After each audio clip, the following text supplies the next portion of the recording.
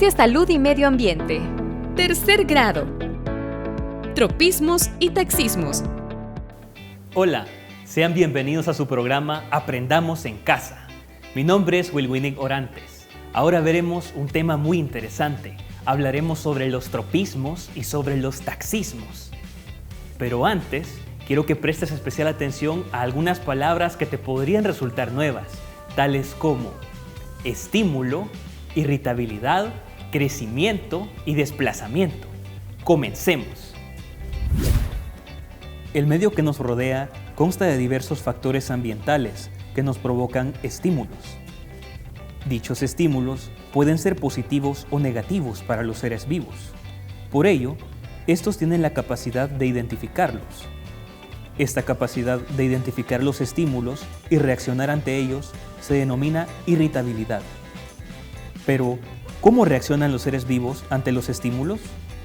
Dicha respuesta dependerá del organismo. Por ejemplo, los animales pueden responder a un estímulo acercándose o alejándose del mismo. Por otro lado, las plantas, al no poder desplazarse, sus respuestas suelen consistir en cambios en la dirección de su crecimiento, denominados tropismos. Mientras tanto, en animales, los taxismos son un tipo de respuesta a estímulos, los cuales permiten un desplazamiento dependiente de la dirección del estímulo. Los taxismos pueden ser positivos cuando el desplazamiento es en dirección del estímulo, o bien negativos, cuando el desplazamiento ocurre en contra del mismo. Bien, ya hemos aprendido cómo funcionan los tropismos y los taxismos. Ahora veamos cómo responden las plantas ante los estímulos. Ahora veremos un experimento muy interesante. ¿Cómo funcionan las plantas ante los estímulos ambientales? Muy bien, acá tengo dos plantas. Estas dos plantas han sido sometidas a diferentes tratamientos. Estas plantas de acá son frijoles, al igual que estas de acá, pero si logran apreciarlas, son diferentes. ¿En qué son diferentes? Bueno, basta con apreciarlas un poco para darnos cuenta que sus tonalidades son distintas. Primero, la planta que tengo a la izquierda es un tanto más verde que la planta que tengo a la derecha, que es amarillenta y blanquecina. Pero antes de analizar este cambio, preguntémonos por qué las plantas son verdes en sus hojas. ¿A qué se deberá esto? Bueno, seguramente ya lo sabes.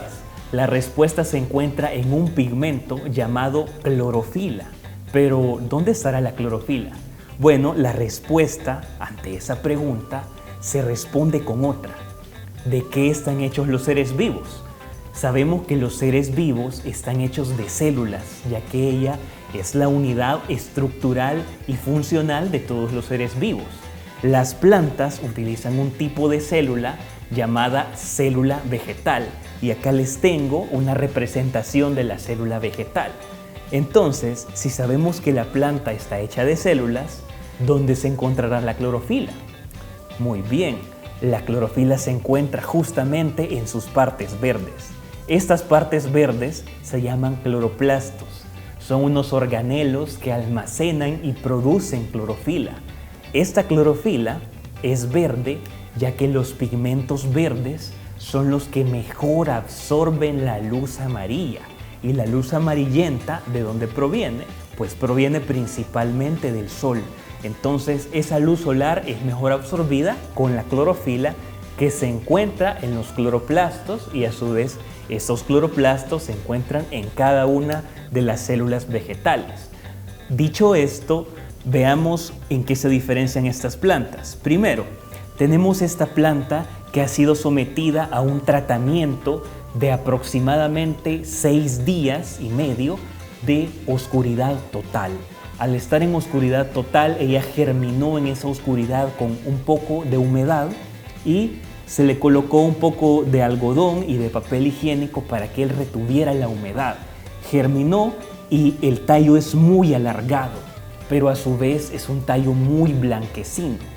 Las hojas son un tanto pálidas y los cotiledones no han logrado aperturarse por completo, es decir, son cotiledones cerrados. Ella no los abre para que las hojas no salgan. y las hojas son muy amarillentas, a diferencia de las plantas normales que tienen hojas de color verde. Dicho esto, veamos en qué se parece y en qué se diferencian a las otras plantas. Acá tenemos estas otras plantas, son la misma planta de frijol, pero esta planta de frijol se nota mucho más verde. El tallo es mucho más grueso y mucho más resistente a la torsión y a la inclinación. Además de ello, los cotiledones se han aperturado un poco, dando lugar a que las hojas principales comiencen a salir sus primeras hojas y son muy verdes. Bueno, en ausencia de luz, la planta no necesita clorofila. Al no necesitar clorofila, no la produce. Y al no producirla, ¿cómo sobrevive? La clorofila permite la fotosíntesis, que es gracias a lo cual las plantas se alimentan. Sin embargo, en ausencia de luz, la planta lo único que hace es almacenar almidón. Almacena almidón y al almacenar almidón se vuelve de un color blanquecino. En cambio, la planta que está en presencia de luz, ella sí produce clorofilas y la clorofila le permite generar mayor resistencia en su tallo y generar clorofila para seguirse alimentando. Ahora veremos en qué se parece esta planta que se encuentra de esta tonalidad a una papa. Bueno, las papas tienen un color blanquecino y las papas, al igual que esta planta, almacena almidón. Los cambios que esta planta tiene se denominan en conjunto etiolación. Es una adaptación especial para que la planta elongue su tallo, crezca más rápido, aunque su tallo sea más delgado, para que ella trate de encontrar en algún momento la luz y poder alimentarse. Ahora veamos cómo son las papas y qué tienen de parecido a estas plantas etioladas.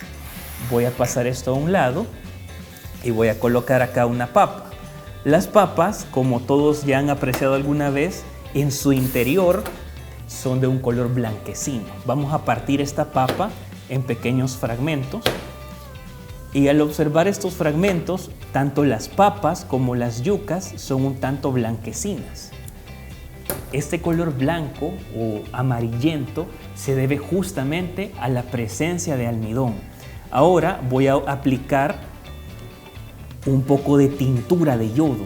La tintura de yodo normalmente se utiliza para desinfectar heridas, pero al colocarlo en presencia del almidón, la tintura de yodo comienza a rodear el almidón y al rodear el almidón comienza a oscurecerse. Este oscurecimiento permite identificar la presencia de este azúcar de almacenamiento llamado almidón, que es el que le permite a la planta subsistir bajo condiciones adversas como la oscuridad. Esto es justamente lo mismo que almacena la planta etiolada. Si ustedes hacen esta prueba con una planta etiolada, van a obtener el mismo efecto. Sin embargo, para visualizarlo se requiere del uso de un microscopio simple o una lupa, que también se considera un microscopio simple. Muy bien, ahora veremos qué otros efectos tienen las respuestas ambientales en las plantas. Ahora analizaremos un experimento para averiguar qué respuestas tienen las plantas ante otros estímulos ambientales. Antes que nada, cabe aclarar que tanto la etiolación como estos estímulos que vamos a observar ahora que tienen una respuesta, todas esas respuestas, las plantas son capaces de mediarlas con lo que llamamos hormonas vegetales. Para cada estímulo ambiental hay una determinada hormona y una determinada concentración de esa hormona para que ella pueda responder adecuadamente a ese estímulo ambiental. En este caso, vamos a observar un experimento al cual yo denomino el laberinto del frijol. Este laberinto del frijol, ¿cómo fue preparado? Este es un experimento que requiere un estimado de 1 semana de elaboración. En esa semana, lo primero que se debe de obtener es una caja que puede ser de cartón o de otro material un tanto resistente. Luego esta caja debe de ser pintada preferentemente de una tonalidad negra, ya que los colores negros tienden a absorber más la luz y así la luz no se escapa de esa caja. Muy bien, una vez pintada la caja, se deben de trazar pequeños segmentos de división. Acá están las divisiones. Tiene una división acá y otra división superior. Estas dos divisiones nos permiten colocarle obstáculos a la planta que está creciendo. Posteriormente se coloca en la parte superior un pequeño agujero. ¿Este agujero para qué sirve? Bueno, en este caso ese agujero va a ser la principal entrada de luz en la caja. Acá se coloca en la parte superior una lámpara, que puede ser una lámpara de mesa o puede ser una lámpara de baterías. La planta, cuando tenga solamente esa entrada de luz, ella va a sufrir tanto etiolación, que ya observamos anteriormente, que va a hacer que el tallo se elongue y además de ello va a tratar de esquivar los obstáculos hasta llegar a la fuente de luz.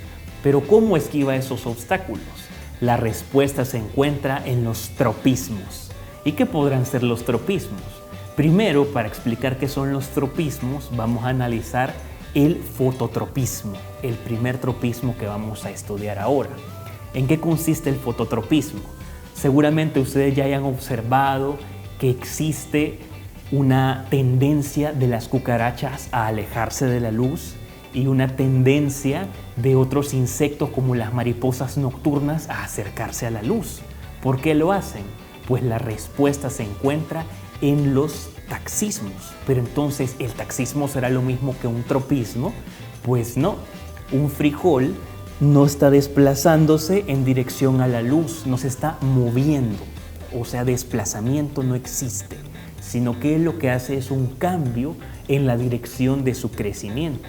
En cambio, una mariposa nocturna, ella puede volar, o sea, desplazarse hacia la luz. El taxismo es un desplazamiento y el tropismo es un cambio en la dirección de un crecimiento. Y tienen en común que ambos son referentes a la dirección de un estímulo ambiental. En este caso es el estímulo lumínico luz.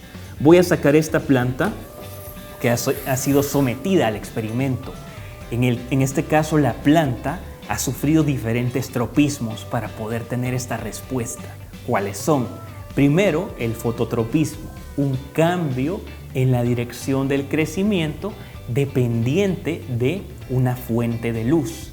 Es un fototropismo positivo cuando se acerca hacia el estímulo y negativo cuando se aleja. Pero la planta tiene ambos, los dos tropismos.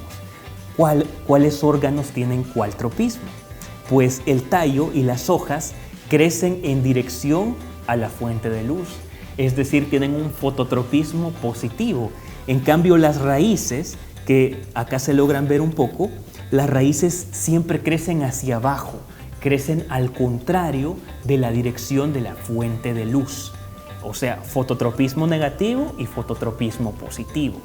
Por otro lado, tenemos otro tropismo interesante, el tigmotropismo. ¿El tigmotropismo qué es? Seguramente ustedes ya han observado que algunas plantas, especialmente algunas enredaderas, se enrollan justamente alrededor de un tallo, de un palo o de algo que las sostenga. Pues esa sensación de la planta para sostenerse y arraigarse a ese tallo o a esa superficie se conoce como tigmotropismo positivo, ese efecto de arraigarse a esa superficie.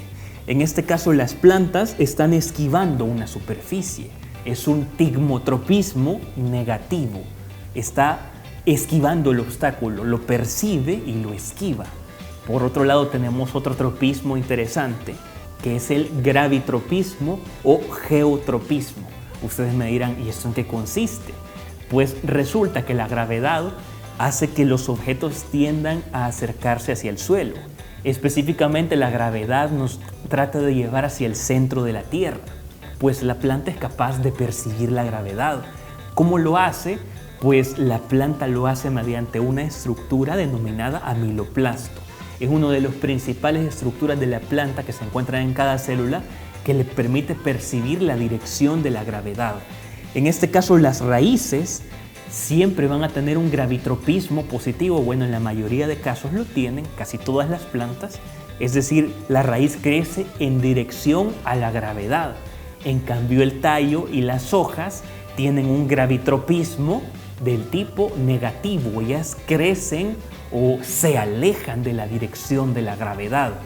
Ahora, analizados todos estos tropismos, podemos entender que todas las plantas responden a estímulos y para ello utilizan hormonas vegetales y estos estímulos involucran en su mayoría cambios en la dirección de su crecimiento.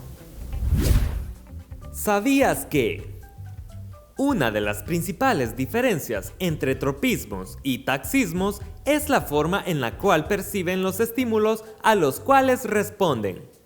En las plantas, las respuestas ocurren porque tienen unas sustancias químicas llamadas hormonas vegetales que reaccionan en respuesta a los estímulos externos como la luz, el agua o la gravedad, por lo que se genera una respuesta que puede ser la inclinación o el crecimiento de los tallos hacia el estímulo. En el caso de los animales, las respuestas a los estímulos del medio ocurren porque tienen órganos sensoriales. Interesante, ¿no lo crees? Muy bien, espero te hayan gustado los experimentos y hayas aprendido algo nuevo. ¿Qué tal si repasamos lo aprendido? Primero, sabemos que el ambiente consta de diferentes factores que nos pueden provocar estímulos y somos capaces de responder ante ellos mediante la irritabilidad. Plantas y animales, mediante irritabilidad, son capaces de generar tropismos y taxismos respectivamente. Te invitamos a que sigas las medidas sanitarias y no te pierdas nuestro programa Aprendamos en Casa.